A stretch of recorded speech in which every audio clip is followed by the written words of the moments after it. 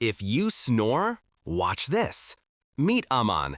He thinks he's getting 8 hours of sleep every night, but his body tells a different story.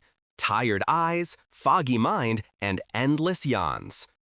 If you wake up tired, have morning headaches, dry mouth, or your partner complains about your snoring, you might not be sleeping as well as you think. Snoring happens when air can't move freely through your nose and throat.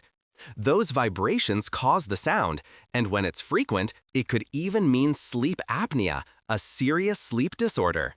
Snoring isn't just noise, it's your body asking for help. Listen to it, take care of your sleep, and wake up to a healthier you.